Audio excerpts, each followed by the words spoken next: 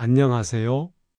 저는 노인불면증만 30년 넘게 연구하고 진료해온 노인정신건강의학과 전문의 김성재입니다. 서울 관악구에 사는 75살 박순자 할머니는 오늘도 새벽 3시에 눈을 떴습니다. 밤에 눈만 감으면 쏟아질 듯 스르륵 잠이 들 것 같았는데 한두 시간 자고 나면 꼭 화장실이 가고 싶어집니다. 조심스레 침대에서 일어나 조용히 불을 켜고 화장실 문을 여는 순간 낮 동안 지친 몸은 그대로인데 머릿속은 번쩍 깨버립니다. 낮에는 일부러 시장에 나가 반찬거리도 사고 동네 친구랑 김밥 한 줄이라도 나누며 사람 소리 듣습니다. 사람들 보고 피곤해야 밤에라도 좀 잘 수 있을 것 같아서입니다. 그런데 막상 해만 지면 할머니는 잠이 오히려 달아납니다. 머릿속엔 온갖 생각들이 꼬리를 물고 오늘은 안 깨겠지? 라는 희망은 또 깜깜한 새벽 화장실 불빛에 무너집니다. 많은 어르신들이 저에게 하소연하세요. 박사님, 저는 낮에는 졸려서 꾸벅꾸벅 조는데 밤에는 왜 이렇게 잠이 달아나는 걸까요? 그런데 이 질문에 대해 제 대답은 늘 같습니다.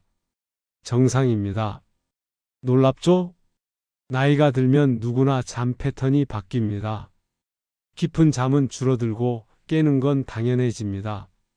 낮에 졸린 것도 자연스러운 겁니다.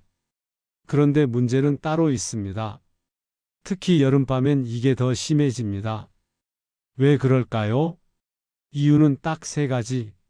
제가 수천 명 어르신들을 만나며 찾은 진짜 이유입니다. 첫째, 낮에 쌓인 열.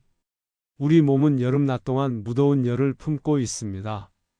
젊었을 땐 혈액순환이 좋아서 금방 식지만 나이가 들면 혈관이 딱딱해지고 땀샘이 약해져 열이 쉽게 빠져나가지 않습니다. 서울 동작구 78살 김철수 할아버지는 나는 낮에 땀도 별로 안 나는데 왜 이렇게 더운지 몰라 하고 말하셨죠. 바로 그 땀이 안 나서 열이 빠지지 않는 겁니다. 둘째, 빛과 수면 호르몬 멜라토닌. 햇빛은 멜라토닌의 스위치입니다. 낮에 햇빛을 받으면 밤에 멜라토닌이 분비되어 잘 시간이다 하고 뇌에 신호를 주죠. 하지만 나이가 들면 멜라토닌 자체가 줄어듭니다. 낮에 햇빛 안 보고 TV만 보면 밤에 몸이 더 헷갈립니다. 셋째, 불안과 긴장. 깨어난 것 자체는 큰 문제가 아닙니다. 문제는 깨고 나서입니다. 아, 또 못 자면 어떡하지?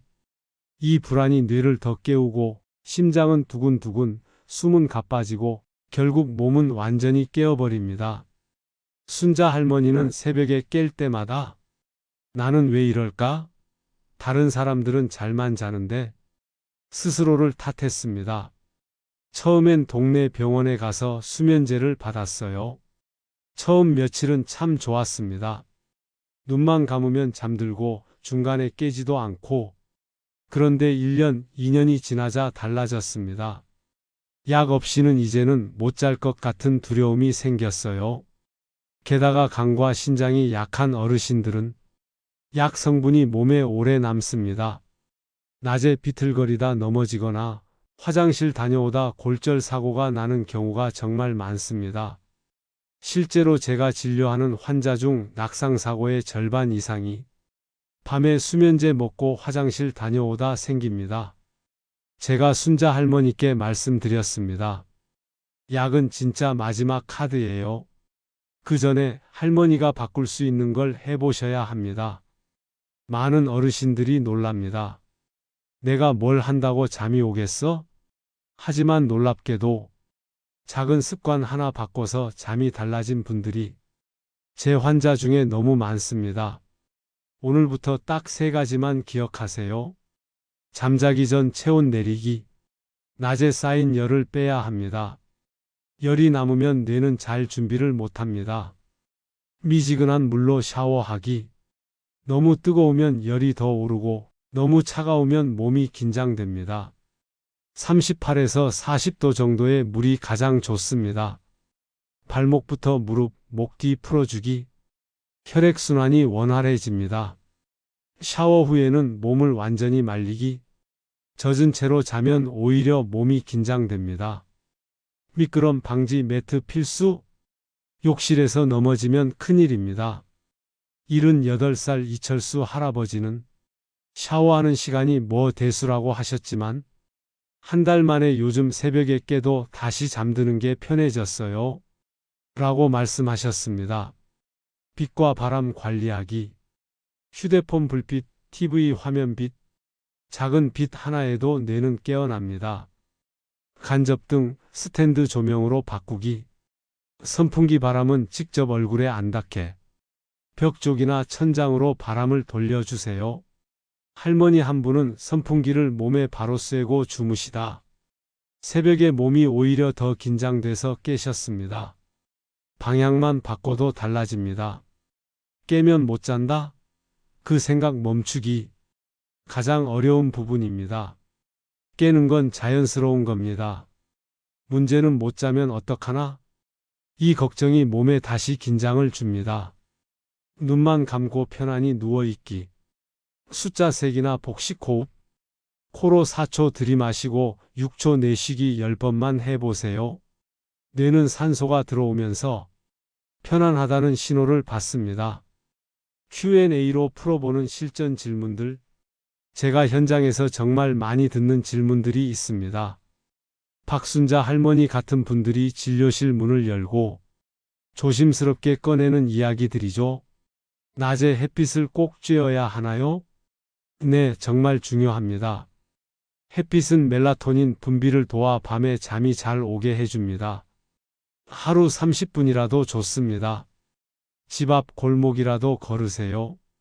서울 금천구 80살 박영호 할아버지는 나는 다리가 아파서 못 걸어요 하셨지만 집 앞 벤치에 10분만 앉아 계셨습니다. 그런데 그거 하나로 밤에 훨씬 잘 주무셨습니다. 방 온도는 몇 도가 좋을까요?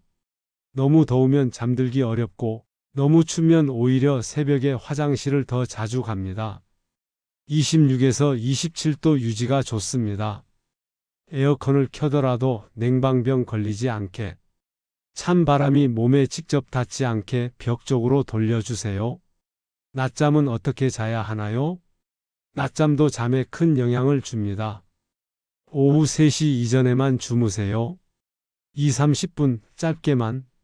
순자 할머니는 낮에 드라마 보면서 잠깐 소파에서 꾸벅꾸벅 조시곤 했는데 낮잠을 1시간 이상 자면 밤에 잠이 얕아졌습니다. 술 한 잔 마시면 잠이 잘 오나요? 많은 어르신들이 잠자기 전에 막걸리 한 잔, 소주 한 잔 하십니다. 근데 그게 처음엔 잠이 오게 해주지만 깊은 잠은 방해합니다. 술은 수면의 질을 떨어뜨립니다. 자주 깨고 탈수를 불러 더 피곤하게 만듭니다. 70살 김철수 할아버지는 나는 소주 반 병 먹어야 자는데 하셨는데 줄이자 오히려 새벽에 덜 깨셨습니다. 수면 영양제 계속 먹어도 될까요? 멜라토닌 보충제는 단기적으론 도움이 됩니다. 하지만 무턱대고 오래 먹으면 내 몸이 멜라토닌 분비를 더 게을리 할 수 있어요. 꼭 전문가와 상의하세요. 순자 할머니는 샤워 시간과 선풍기 방향만 바꿨습니다. 그리고 못 자면 어떡하지라는 생각을 멈췄습니다. 처음엔 안 믿으셨지만 요즘은 새벽에 깨도 금방 다시 잠들어요. 웃으면서 저에게 말씀해 주셨습니다. 서울 양천구 83살 최영자 할머니는 낮잠을 오후 2시 전에 20분만 자고 햇빛 산책을 하루 10분씩 늘리셨습니다. 수면제 의존이 심했는데 6개월 만에 반으로 줄이셨습니다. 순자 할머니는 요즘 새벽에 깨도 무섭지 않다고 하십니다. 조금 깨면 뭐 어때? 눈이라도 감고 있으면 다시 온다고요. 불면은 약으로만 해결되는 게 아닙니다. 작은 루틴 하나, 작은 마음 하나가 여러분의 밤을 바꿉니다. 밤이 무서운 분들께 꼭 말씀드리고 싶습니다. 나는 못 자는 사람이다라는 생각부터 버려주세요. 그 생각이 오히려 뇌를 깨웁니다.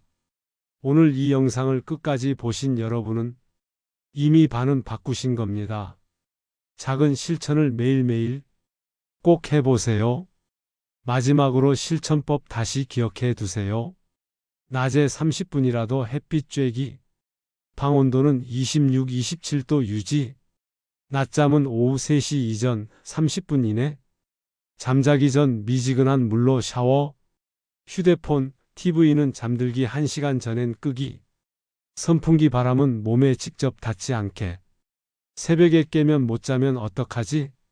대신 호흡법. 술은 줄이고 물은 충분히 마시기. 수면제는 마지막 카드, 무턱대고 오래 복용하지 않기. 오늘 내용이 도움이 되셨다면 구독과 좋아요, 그리고 잠 못 드는 주변 어르신께 꼭 전해주세요. 다음에도 몸과 마음이 편안해지는 소중한 이야기로 다시 찾아뵙겠습니다.